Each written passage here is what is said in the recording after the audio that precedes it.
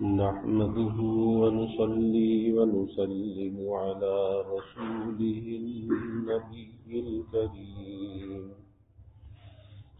وعلى آله وصحابه أجمعين.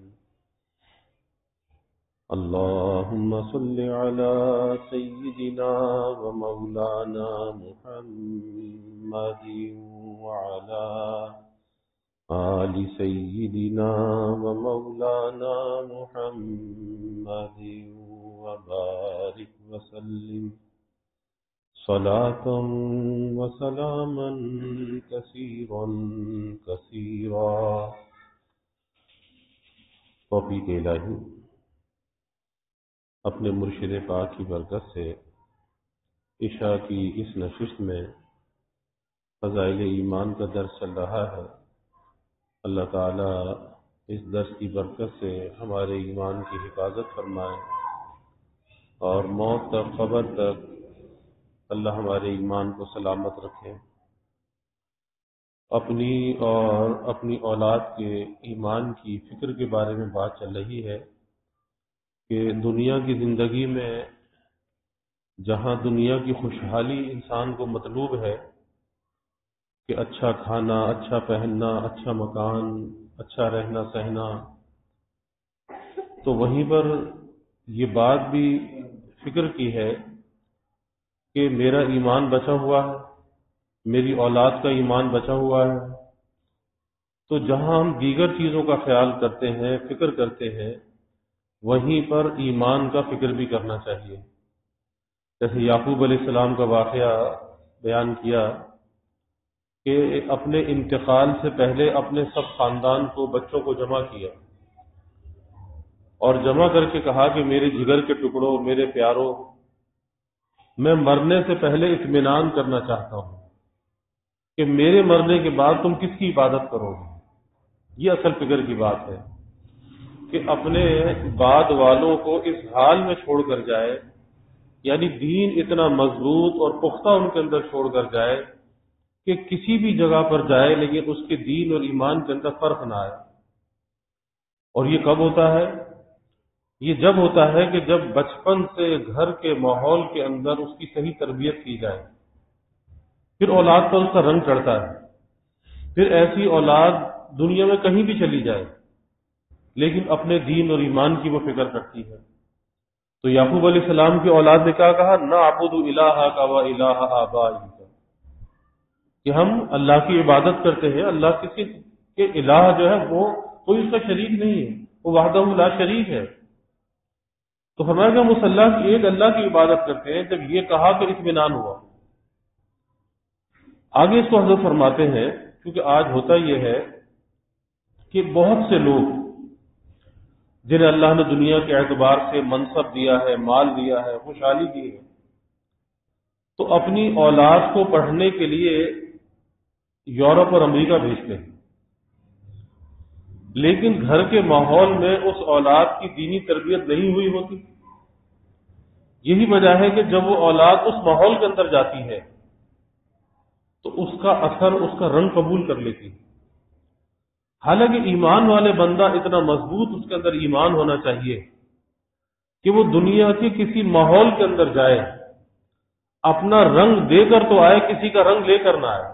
اتنا اس کے اندر مضبوطی ہونی چاہیے، اتنی استقامت ہونی چاہیے، کسی سے متاثر نہ ہو. لیکن ہمارا نوجوان جب باہر پڑھنے کے لیے جاتا ہے تو متاثر ہو جاتا ہے. حکیم الامت حضرت تھانوی رحمۃ اللہ علیہ نے اپنے مواعظ میں ایک واقعہ بیان کیا کہ اس زمانے میں جب ہندوستان میں انگریز کی حکومت تھی تو لندن کو لوگ ولایت کہا کرتے تھے. کہا جی ولایت پڑھنے کے لیے گئے. تو کسی شخص نے اپنے بچے کو باہر لندن پڑھنے کے لیے بھیجا اور جب وہ پڑھ کر وہاں سے واپس آیا، بمبئی پہنچا اور پھر ریل کے ذریعے سے اپنے شہر جا رہا تھا بمبئی سے، تو اس لڑکے کے والد نے کسی شہر میں اس کے دوست تھے تو ان کو خط لکھا کہ بھئی فلاں ٹرین سے میرا بیٹا گزرے گا اور ولایت سے وہ پڑھ کر آ رہا ہے تو تم اسٹیشن پر جا کر اس سے ذرا ملاقات کر لینا. انہوں نے کہا بہت اچھا. تو خیر وہ اس کے والد کے دوست پہنچ گئے، ریل پر پہنچے، ملاقات ہو گئی، رمضان کا مہینہ تھا، تو دیکھا کہ وہ کھا رہا ہے پی رہا ہے، تو اس کو کہا کہ بھائی آپ کا روزہ نہیں ہے؟ کہا کہ روزہ کیا ہوتا ہے؟ کہا کہ رمضان کا مہینہ ہے۔ یہ کون سا مہینہ ہوتا ہے؟ مہینے تو جنوری، فروری، مارچ، اپریل یہ مہینے ہوتے ہیں، یہ رمضان کون سا مہینہ ہے؟ انہوں نے انا للہ پڑھا کہ دیکھو کہ باہر پڑھنے کے لیے تو بھیجا، لیکن اس کے دین اور ایمان کی فکر نہیں کی، اس کو نہیں معلوم کہ روزہ کیا چیز ہے، اسے نہیں معلوم کہ رمضان کا مہینہ کیا ہے۔ اب اندازہ لگائیے، تو دین ایمان کی فکر پہلے ہونی چاہیے۔ تو اس لیے حضرت فرما رہے ہیں کہ ہم سب کا فرض ہے کہ اپنے بچوں اور بچیوں کے متعلق یہ اطمینان حاصل کریں کہ وہ اسلام پر زندہ رہیں گے یا نہیں، اس کا اطمینان حاصل کریں۔ اور اگر اس کا اطمینان نہیں ہے تو دوستو یہاں کے قیام پر نظر ثانی کی ضرورت ہے کہ دنیا کی زندگی اطمینان اور مطمئن ہونے کے لیے نہیں ہے۔ پھر فکر کرنی چاہیے کہ ارے ان بچوں کے ایمان کا کیا بنے گا۔ یہی وجہ ہے کہ بہت سے ایسے لوگ بھی میں نے دیکھے کہ جو امریکہ گئے، یورپ گئے، اپنی جوانی وہاں پہ گزاری، لیکن جب اولاد بڑی ہونے لگی تو اولاد کی خاطر، بچیوں کی خاطر پھر وہ ملک چھوڑ آئے، پھر واپس اپنے ملک میں آ گئے۔ کیوں؟ کہ انہوں نے اس چیز کو بھانپ لیا، محسوس کر لیا کہ یہاں رہ کر مال و دولت تو بہت کما سکتے ہیں لیکن اپنی نسلوں کے ایمان کو نہیں بچا سکتے، واپس آ گئے۔ تو حضرت یہی بات فرما رہے ہیں کہ ہم سب کا یہ فرض ہے کہ اپنے بچوں اور بچیوں کے متعلق یہ اطمینان کر لیں کہ وہ اسلام پر زندہ رہیں گے یا نہیں۔ اور اگر اس کا اطمینان نہیں ہے تو دوستو یہاں کے قیام پر نظر ثانی کی ضرورت ہے کہ آپ یہاں یہ خطرہ مول لے کر رہے یا نہ رہے۔ اگر ایسا نہیں ہے اور آپ کا مطمع نظر صرف کھانا کھانا ہے تو یہ مقصد مسلمانوں کے مقام اور مقصد حیات سے میل نہیں کھاتا۔ یعنی آدمی سوچے کہ بھئی بس گزر رہی ہے نا، اچھی عیش کے ساتھ گزر رہی ہے، اچھا کھانا، اچھا پینا، پہننا، سیر تفریح سب کچھ ہے، تو اگر ایمان نہیں ہے تو کیا ہوا؟ یہ سوچ ہو جاتی ہے انسان کی، تو گھاٹے کا سودا ہے، گھاٹے کا سودا ہے۔ تو یہ چیز مسلمان کے مقصد حیات سے میل نہیں کھاتی، اس کا کچھ جوڑ نہیں ملتا آپس میں، کہ صرف کھانے کمانے کے لیے اتنی دور دراز کی مسافت طے کرنا کسی مسلمان کے شایان نشان نہیں ہے کہ صرف کھانے کمانے کے لیے امریکہ چلا جائے، یورپ چلا جائے۔ اگر بچوں کی دینی تعلیم و تربیت اور ان کے ایمان کی حفاظت کا انتظام کر لیا ہے تو الحمدللہ تعالی اللہ کا شکر ہے، اللہ کا شکر ادا کرنا چاہیے کہ یہ بات بڑی قابل شکر ہے کہ ہماری اولاد کے اندر دین اور ایمان پختہ ہے۔ اور شروع سے بچوں کی تربیت ایسی ہونی چاہیے کہ دینی تعلیم، دینی تربیت کہ اتنا مضبوط اس کے عقیدے کو کر دیا جائے، اس کے دین کو پختہ کر دیا جائے کہ پھر وہ دنیا کے کسی بھی ماحول کے اندر جائے کسی سے متاثر نہ ہو، کسی سے متاثر نہ ہو، نہ کسی کے مال و دولت سے متاثر ہو، نہ کسی بڑے شہر کو، بڑے ملک کو، بڑی یونیورسٹی کو دیکھ کر وہ متاثر ہو۔ بس اس کے اندر ایک اپنے دین کی عظمت ایسی ہونی چاہیے کہ بھئی جو کچھ بھی ہوں وہ میں ہوں بس۔ ورنہ لوگوں کا یہ حال ہے کہ جب باہر کی دنیا میں جاتے ہیں تو کہتے جی جیسا دیش ویسا بیس، جیسا دیش ویسا بیس۔ یعنی جب ہم اس ملک میں آئے ہیں یا تو کمانے کے لیے آئے ہیں نا، تو بس جیسا یہ دیش ہے ایسا بھیس ہم اختیار کر لیں، یعنی ہم بھی ان جیسے بن جائیں۔ تو بھئی ہم ان جیسے کیسے بن سکتے ہیں؟ اگر ہم ان جیسے بن گئے تو ظاہر ہے پھر ہم اپنے ایمان کو گنوا بیٹھیں گے۔ اس لیے مومن چونکہ اللہ اور اس کے رسول صلی اللہ علیہ وسلم کا غلام ہے، اور اللہ نے ایمان والے بندے کے لیے پوری دنیا کی زمین کو مسجد بنایا ہے۔ اس امت کی خصوصیات میں سے یہ بھی ہے کہ دنیا کی جس زمین پر چاہے سجدہ کر سکتا ہے، اس کو اجازت ہے، پوری زمین اس کے لیے مسجد کا درجہ رکھتی ہے۔ تو اللہ نے اس کے لیے پوری دنیا کو، پوری زمین کو ایک ہی بنایا ہے. تو اس کا جو دیش ہے نا، دیش تو پوری دنیا کا دیش ہے، کیونکہ ہر جگہ اللہ موجود ہے، اور یہ جہاں بھی رہے اس میں اللہ کی بندگی کے ساتھ رہنا ہے. تو پھر یہ تصور کیسا کہ جی جیسا دیش اور ویسا دیش نہیں. اور پھر ہمارا بھیس جو ہے نا وہ بھی ایک ہی ہے، اور وہ کیا ہے؟ وہ ہمارے نبی صلی اللہ علیہ وسلم کی غلامی ہے، وہ صحابہ کی غلامی ہے، کہ جیسی صحابہ کی زندگی آتی، جیسے ہمارے نبی کی زندگی تھی، ہم نے وہ بھیس اختیار کرنا ہے. تو ہمارا دیش بھی ایک ہے، بھیس بھی ایک ہے. اب کافر کا الگ ہو سکتا ہے، لیکن ہمارے لیے یہ چیز نہیں ہے. تو اس لیے اگر ہم اس بات سے مطمئن ہیں کہ ہم نے اپنی اولاد کی، بعد والوں کی ایسی تربیت کر دی ہے کہ دین اور ایمان ان کے اندر محفوظ ہو گیا ہے، اب وہ کوئی اس کو ضائع نہیں کر سکتا، کوئی ڈاکہ نہیں ڈال سکتا، تو اللہ کا شکر ادا کرنا چاہیے کہ بڑے شکر کی بات ہے. اور اگر کہیں ایسا نہیں ہے، یعنی یہ کمزوری ان کے اندر موجود ہے کہ سب کچھ ان کے پاس ہے لیکن دین اور ایمان کے اعتبار سے وہ کمزور ہے، اگر ایسا نہیں ہے تو قیامت کے دن جب بچوں سے پوچھا جائے گا، سوال ہوگا کہ تم کیسے اس حالت میں آئے؟ تم اس حالت میں آئے ہو، نہ تمہیں اللہ کا پتا، نہ رسول کا پتا، نہ دین کا پتا، نہ نماز کو جانتے، نہ روزے کو جانتے، اس حالت میں تم آئے ہو تو یہ کیسے تمہارا یہ حال ہو گیا؟ قیامت کے دن سوال ہوگا. اب وہ کیا جواب دیں گے؟ وہ کہیں گے ربنا انا اطعنا سادتنا وکبراءنا فاضلونا السبیل. وہ کہیں گے ہمارے پروردگار، ہم تو بے خبر تھے، ہمیں تو معلوم ہی نہیں تھا. اے ہمارے پروردگار، ہمیں تو معلوم ہی نہیں تھا، ہم تو بے خبر تھے، ہم نے اپنے بڑوں کی بات مانی. یعنی جو ہمارے بڑوں نے کہا ہم نے وہ کیا. اب کس کو پھنسوا دیں گے؟ اپنے بڑوں کو پھنسوا دیں گے، اور اپنے بڑوں کو خود تو جہنم میں جائیں گے ہی، ساتھ میں اپنے بڑوں کو بھی لے جائیں گے. کہیں گے اے ہمارے پروردگار، ہم تو بے خبر تھے، ہم نے اپنے بڑوں کی بات مانی، جس راستے پر ہمارے بڑے چل رہے تھے ہم بھی اس راستے پر چل پڑے. انہوں نے جس راستے پر لگایا، کہتے ہیں نا آج نوجوان داڑھی رکھنا چاہتا ہے، کبھی ماں روک دیتی ہے، باپ روک دیتا ہے، کہتا ہے ارے ابھی داڑھی رکھنے کی عمر نہیں ہے. ارے بھائی پھر کون سی عمر ہوگی؟ داڑھی رکھنے کی عمر ہے جبھی تو داڑھی نکلی ہے، اس سے پہلے تو اللہ نے بھی نہیں نکالی تھی، اور جب داڑھی نکلنے کی عمر آ گئی تو اللہ نے داڑھی نکال دی، اور جب عمر آ گئی تب رکھ لینی چاہیے.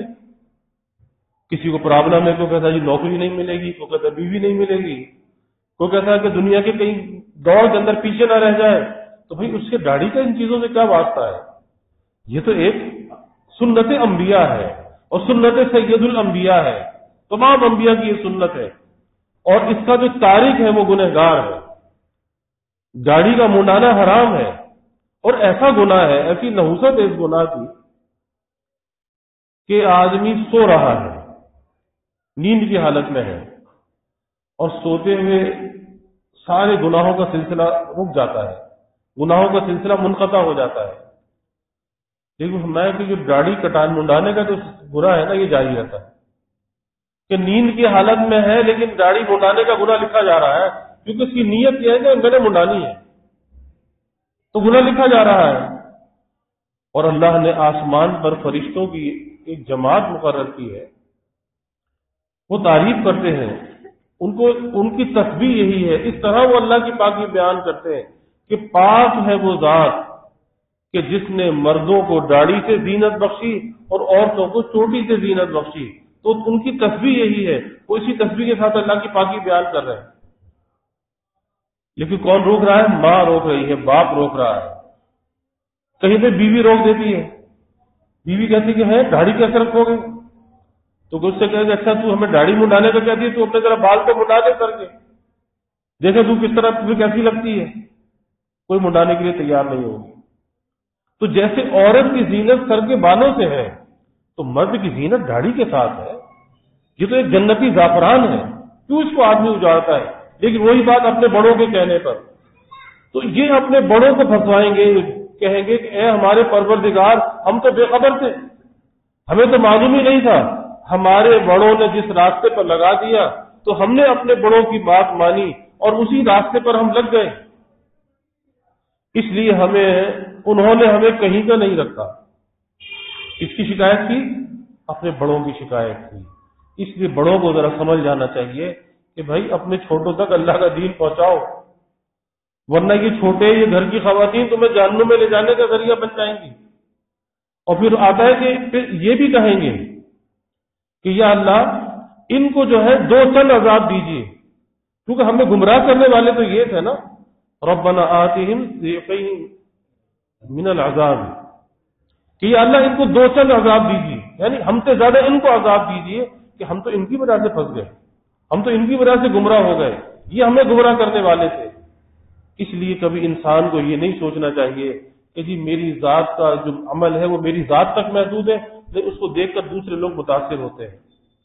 بیٹا جو ہے باپ سے متاثر ہوتا ہے، شاگرد استاد سے متاثر ہوتا ہے، مرید جو ہے وہ پیر سے متاثر ہوتا ہے. اور یہ دنیا کا نظام ایسا ہے کہ جس حلقے سے انسان وابستہ ہوتا ہے وہاں پر اپنے بڑوں سے متاثر ہوتا ہے. اور اگر بڑوں کی زندگی بے راہ روی کی ہے اور اس کو دیکھ کر چھوٹے بے راہ روی کا شکار ہو جائے، پھر اس عذاب کے اندر بڑے بھی شریک ہیں، اس پکڑ کے اندر بڑے بھی شریک ہیں، پھر ان کی خلاصی اور نجات نہیں ہے. اس لیے کہیں پر اگر کوئی بات خلاف دین ہو رہی ہو تو وہاں پر خاموش نہیں رہنا چاہیے، کہنا چاہیے بھائی یہ کام تو شریعت کے خلاف ہے. اتنا کہہ کر تو کم از کم اپنے کو بری ذمہ کر لیا جائے، اور کبھی اس کی ہاں میں ہاں نہیں ملانی چاہیے، کیونکہ ہاں میں ہاں ملائی خلاف شریعت کی تو ایمان کو کیسے بچائے گا. تو اس لیے کہنا چاہیے، وہاں سے اٹھ کر چلے آنا چاہیے. کہ کسی شادی کی دعوت میں گیا، اب وہاں پر کیا ہے کہ جی مخلوط اجتماع ہے، مکس گیدرنگ ہے، مخلوط اجتماع ہے، عورتیں مرد ایک ساتھ ٹیبل پر بیٹھے ہوئے. آج یہ فیشن بن گیا ہے، یعنی اب ہر زمانے کے بعد کچھ عرصے کے بعد چیزیں بدلتی ہیں. اب اس چیز کا ٹرینڈ چل رہا ہے، کراچی میں تو عام طریقے سے چل چکا ہے کہ شاید کوئی بہت کم دعوتیں ایسی ہوں گی کہ جس کے اندر خواتین اور مردوں کا اجتماع الگ الگ ہو. اتنی جگہ کم ہوتی ہے نا، الگ پارٹیشن کرنے کے اندر جگہ ضائع ہوتی ہے. اور پھر وہ جو شادی ہال والے بینکویٹ والے وہ ٹٹی پڑھاتے ہیں، بولے بھائی کیا ہے، ہر آدمی اپنی ٹیبل پر تو بیٹھا ہے نا، اپنی فیملی کے ساتھ بیٹھا ہے. تو وہ ریل گاڑی ہے کہ چلو ایک کیبن کے اندر اپنی فیملی کے ساتھ بیٹھا ہے. ارے ساری دنیا کے لوگ وہاں پہ آ رہے ہیں، اجنبی لوگ وہاں پر آ رہے ہیں. کیسے آدمی کی غیرت گوارا کرتی ہے کہ اپنی فیملی کو بے پردہ لے کر سب کے سامنے بیٹھ جائے. یعنی عزت آبرو کی کوئی قیمت نہیں ہے، پردے کی کوئی قیمت نہیں ہے. کہ شریعت تو تمہیں تحفظ دیتی ہے، تمہاری خواتین کی نگرانی کرتی ہے، ان کی عزت اور اکرام ان کو دیتی ہے، اور یہاں اپنے ہاتھوں سے ان کو بے آبرو کیا جائے. اب ایسے موقع پہ اگر کوئی آدمی پہنچ جائے کیا کرنا چاہیے؟ واپس آ جانا چاہیے، تاکہ اس کو یہ پیغام تو جائے کہ اچھا یہ کام میں نے خلاف دین کیا ہے، خلاف شریعت میں نے یہ کام کیا ہے. ایسے پروگرام کو، ایسی دعوت کو اپنی شرکت سے زینت نہیں بخشنی چاہیے، وہاں سے واپس آ جانا چاہیے، تاکہ لوگوں کو پتہ چلے کہ ہاں یہ کوئی برا کام ہے. ورنہ سب کے سب شریک ہو جائیں وہ تو کہے گا کہ واہ واہ بہت اچھا ہوا. اس لیے ایسی چیزوں سے بچنا چاہیے کہ جہاں پر برائی ہو اس برائی کی مذمت کرنی چاہیے. اور یہ تو حدیث میں بھی آتا ہے نا کہ جب آدمی کسی برائی کو دیکھے، اگر وہ طاقت رکھتا ہے اسے ہاتھ سے مٹا دو، اور اگر ہاتھ سے مٹانے کی طاقت نہیں رکھتا تو زبان سے اسے برا کہے، اور اگر زبان سے برا کہنے کی بھی طاقت نہیں ہے تو پھر دل سے برا مانے، یعنی دل کے اندر اسے برا سمجھے. اور یہ ایمان کا سب سے کمزور درجہ ہے کہ اس برائی کو دل سے برا سمجھے. اور دل سے برا کب سمجھے گا؟ کہ جب ایسی چیزوں کا بائیکاٹ کرے گا. اور اگر ایسی چیزوں کے اندر شرکت کر لی، اس برائی کی جو تھوڑی بہت مذمت ہے نا، اس مذمت کی کوئی رمق ہے وہ بھی اندر سے نکل جائے، پھر کیا بچے گا؟ پھر کچھ بھی نہیں بچے گا. تو اس لیے اپنے چھوٹوں کو اس طرح سے ان کی تربیت کرنی چاہیے، پرورش کرنی چاہیے کہ دین کی بنیادی باتیں انہیں سکھانی چاہیے. اور یہ کب ہوتا ہے؟ یہ جب ہوتا ہے کہ گھر میں دین کا مذاکرہ ہو، گھر کے اندر دینی تعلیم کا سلسلہ ہو، میاں بیوی آپس میں بیٹھ کر دین کا مذاکرہ کریں. کیونکہ ماں کی جو گود ہے وہ بچے کے لیے سب سے پہلی تربیت گاہ ہے. اس ماں کی گود میں جو ماں نے اسے سکھا دیا ساری زندگی وہ باتیں جاتی نہیں ہیں. کیوں کہ اس کی گھٹی کے اندر وہ باتیں پڑ جاتی ہیں، وہ باتیں اس کے اندر پختہ ہو جاتی ہیں. تو اگر ماں دیندار ہے اور ماں اسے اچھی باتیں سکھا رہی ہے، اچھی باتوں کی تلقین کر رہی ہے، تو آپ دیکھ لیجئے اس بچے کی زندگی میں کیسے اثرات اس کے آتے ہیں. حضرت غوث پاک رحمۃ اللہ علیہ اتنے بڑے اللہ کے ولی، اپنے زمانے کے غوث ہوئے، کیسے بن گئے؟ ماں باپ ان کے نیک تھے. خالی ایسے غوث پاک نہیں بن گئے، ان کی اس نیکی کے اندر ماں باپ کے تقوی کو دخل تھا. اس لیے میاں بیوی کے اندر جتنا تقوی ہوگا، جتنی نیکی ہوگی، اس نیکی کے جو اثرات ہیں اولاد کے اندر منتقل ہوں گے. کہ حضرت غوث پاک رحمۃ اللہ علیہ کے والد کا واقعہ آتا ہے. ایک مرتبہ کہیں نہر کے کنارے جا رہے تھے، دیکھا کہ نہر میں ایک سیب بہتا ہوا آ رہا ہے، تو اٹھایا، نہر سے نکالا، بھوک بھی لگی تھی، کھا لی. جب کھا لیا تو فکر ہوئی کہ ارے یہ تو کسی کا ہوگا، کوئی اس کا مالک ہوگا نا، کسی کے باغ سے ٹوٹ کے گرا ہوگا اور میں نے تو بغیر اجازت کے کھا لیا، تو اس کی قیمت ادا کرنی چاہیے. اب دل کے اندر وہی اللہ کا ڈر، اللہ کا خوف، کیا ہے؟ نیکی اور تقوی. ابھی الٹے پلٹے، جہاں سے پانی بہ کر آ رہا تھا الٹے واپس چلے. آگے چلتے چلتے دیکھا کہ ایک باغ ہے، اس باغ میں سیب کے درخت ہے اور اس کی کچھ شاخیں جو ہے وہ اس ندی اور نہر پر لٹکی ہوئی ہے. تو سمجھ گئے کہ اسی باغ سے یہ سیب ٹوٹ کر گرا ہوگا. اس کے مالک کے پاس گئے اور کہا کہ بھائی اس طریقے سے میں نے یہ سیب کھا لیا ہے، آپ اس کی مجھ سے قیمت لے لیں، اللہ کے لیے مجھے معاف کر دیں. اس نے دیکھا کہ ارے اتنا نیک اور متقی نوجوان ہے. اس نے کہا بھائی ایسے معاف نہیں کروں گا، معافی کی یہ صورت ہے کہ میری ایک بیٹی ہے، اسے شادی کرنی پڑے. اور اس بیٹی کی صورت ایسی ہے کہ آنکھوں سے وہ اندھی ہے، زبان سے وہ گونگی ہے، اور ہاتھوں سے وہ لنجی ہے، پیروں سے وہ لنگڑی ہے. اس کی یہ کنڈیشن ہے. اگر اس سے شادی قبول ہے تو میں معاف کرتا ہوں، ورنہ میں معاف نہیں کرتا. اب یہی فکر تھی کہ اگر اس نے معاف نہیں کیا تو اللہ کے سامنے کیسے پیشی ہوگی. آدمی ڈرتا ہے نا، کسی کا ایک پیسہ بھی اگر لے لے تو اللہ کا ڈر اور خوف اگر دل کے اندر ہے تو بے چین ہو جائے گا کہ بھئی اللہ کو کیسے جواب دوں گا. کہا جی مجھے منظور نکاح ہو گیا. نکاح ہو گیا، رخصتی وہیں ہو گئی. سسر نے کہا کہ جاؤ بھائی آپ کی دلہن کمرے میں ہے. رات ہوئی تو کمرے میں پہنچے، دروازے سے اندر داخل ہوئے، دیکھا کہ وہاں تو آفتاب اور مہتاب، اتنی حسین و جمیل کے کمرہ بھی روشن. تو فوراً پلٹ کے واپس آ گئے کہ دھوکہ تو نہیں ہو گیا. اور اس لڑکی کے باپ سے کہا کہ بھئی آپ نے تو کہا تھا کہ وہ ایسی ایسی ہوگی اور میں تو کچھ اور وہاں پہ دیکھ رہا ہوں. اس نے کہا کہ ہاں بیٹا تم صحیح دیکھ رہے ہو. میں نے بھی اس اعتبار سے کہا تھا کہ آنکھوں سے اندھی ہے کہ کبھی اس نے کسی نامحرم کو نہیں دیکھا. میں نے اس اعتبار سے کہا تھا کہ زبان سے گونگی ہے کہ اس نے کبھی کسی نامحرم سے بات نہیں کی، اس نے کبھی ذکر اللہ کے علاوہ کلام نہیں کیا. میں نے یہ کہا تھا ہاتھوں سے لنجی ہے کہ کبھی اس نے کسی نامحرم کو نہیں پکڑا، کسی نامحرم میں اس کی جھلک نہیں دیکھی. اور اسی اعتبار سے کہا تھا کہ یہ پیروں سے لنگڑی ہے کہ یہ کہیں پر اپنے پیروں سے چل کر نہیں گئی. جاؤ تمہیں مبارک ہو. اور جب ایسے نیک لوگوں کا ملاپ ہو تو پھر ظاہر اولاد غوث پاک جیسی ہوگی، غوث پاک جیسی ہوگی. اس لیے آج ہر آدمی یہ چاہتا ہے کہ اولاد ہماری نیک ہو. ہر آدمی چاہتا ہے. تو بھائی اولاد نیک ہو سکتی ہے، لیکن شرط یہ کہ ماں باپ پہلے نیک بن جائے، ماں باپ متقی بن جائے، اولاد خود بخود نیک پیدا ہو جائے گی. اللہ ہمیں عمل کی توفیق عطا فرمائے. وآخر دعوانا الحمد للہ رب العالمین والعاقبۃ للمتقین والصلاة والسلام علی اشرف الانبیاء والمرسلین. اللهم صل على سيدنا ومولانا محمد وعلى آل سيدنا ومولانا محمد وبارك وسلم. ربنا آتنا في الدنيا حسنة وفي الآخرة حسنة وقنا عذاب النار. ربنا أتمم لنا نورنا واغفر لنا إنك على كل شيء قدير. اللهم أعنا على ذكرك وشكرك وحسن عبادتك. اللهم إنا نستعينك على طاعتك. اللهم ارزقنا حبك وحب حبيبك صلى الله عليه وسلم.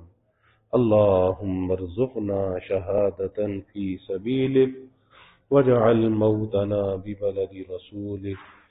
یا اللہ یا رحمان یا رحیم یا کریم یا کریم یا ارحم الراحمین یا اکرم الاکرمین. یا اللہ ہمارے گناہوں کو معاف فرما. یا اللہ ہماری خطایا سے درگزر فرما. یا اللہ اپنی محبت معرفت عطا فرما. اپنی رضا والی زندگی یا اللہ نصیب فرما. رضا والے کاموں کی یا اللہ توفیق عطا فرما.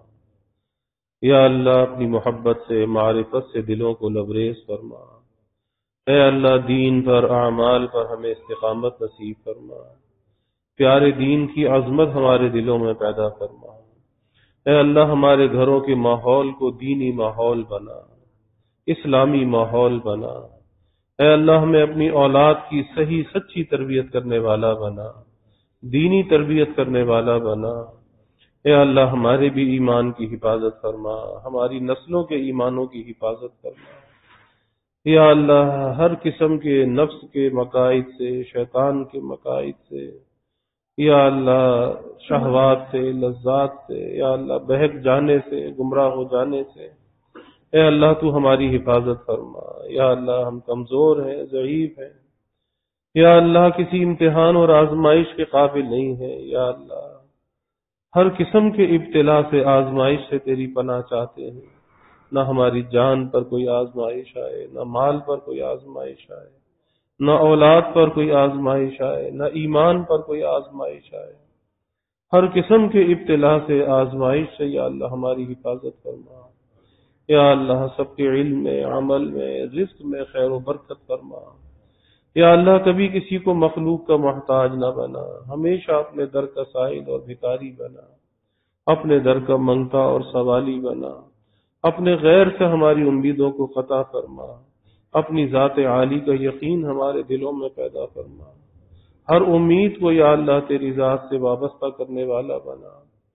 یا اللہ ہمارے ملک پر اپنی رحمتوں کا نزول فرما. اس ملک کو امن کا، سلامتی کا گہوارہ بنا.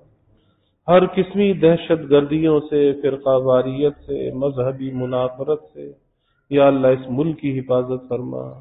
اس ملک میں رہنے والوں کی حفاظت فرما. یا اللہ آئندہ آنے والے الیکشن میں یا اللہ اس ملک کے لیے نیک، صالح، یا اللہ مخلص لوگوں کا انتخاب فرما. یا اللہ جو اس ملک کے ہمدرد ہوں، خیر خواہ ہوں، یا اللہ ایسے مخلص لوگوں کا انتخاب فرما. یا اللہ جو چور، ڈاکو، لٹیرے، بد نیت، بد کردار، ایسے لوگوں سے یا اللہ اس ملک کی حفاظت فرما. یا اللہ ایسوں کے وجود سے اس ملک کو یا اللہ پاک فرما. ایسوں کو ناکام اور نامراد فرما. یا اللہ مہنگائی کے، گرانی کے عذاب سے نجات عطا فرما. یا اللہ سب کے گزر بسر کو آسان فرما. سب کے سفید پوشی کے بھرم کو یا اللہ قائم فرما. کسی کو مخلوق کے آگے رسوا نہ فرما. مخلوق کے آگے سوال کی ذلت سے بچا. عزت آبرو والی زندگی عطا فرما. ستاری والی زندگی عطا فرما. اپنی غیبی مدد اور تائید کو شامل حال فرما. یا اللہ سب کے گھروں میں خوشیاں، راحتیں، برکتیں عطا فرما. نعمتوں کی فراوانی عطا فرما. یا اللہ سب کی اولادوں کو نیک صالح بنا. آنکھوں کی ٹھنڈک بنا. والدین کے لیے راحت کا ذریعہ بنا. والدین کو اولاد کی خوشیاں دیکھنا نصیب فرما. یا اللہ جو بے اولاد ہیں نیک صالح اولاد عطا فرما. جو اولاد نرینہ چاہتے ہیں نیک صالح بیٹے عطا فرما. یا اللہ جو بچے بچیاں بے نکاح بیٹھے ہیں یا اللہ ان کے لیے نباہ والے جوڑ کے رشتے عطا فرما. تمام والدین کو اس فریضے سے سبکدوش فرما. والدین کی آنکھوں کو ٹھنڈک اور راحت عطا فرما. یا اللہ ہماری اس مسجد کی توسیع و تعمیر کے مرحلے کو آسان فرما. دارالقرآن کا قیام آسان فرما. یا اللہ اس کی ہر ضرورت کو از غیب پورا فرما. یا اللہ اس کے مغربی سمت کے مکانات کا حصول بھی آسان فرما. یا اللہ جو جگہ خریدی گئی اس کی ادائیگی کا غیب سے انتظام فرما۔ یا اللہ جو بھی اس کے معاونین ہیں، خادمین ہیں، جس نوع سے بھی تعاون کرنے والے، خدمت کرنے والے، یا اللہ انہیں دنیا آخرت میں اس کا صلہ عطا فرما، ان کی نسلوں کو بھی شاد و آباد فرما۔ یا اللہ فلسطین کے مظلوم مسلمانوں کی مدد فرما، اے اللہ ان کی دستگیری فرما، حفاظت بھی فرما، کفالت بھی فرما۔ یا اللہ ان ظالم اور غاصب یہود کے ظلم سے نجات عطا فرما۔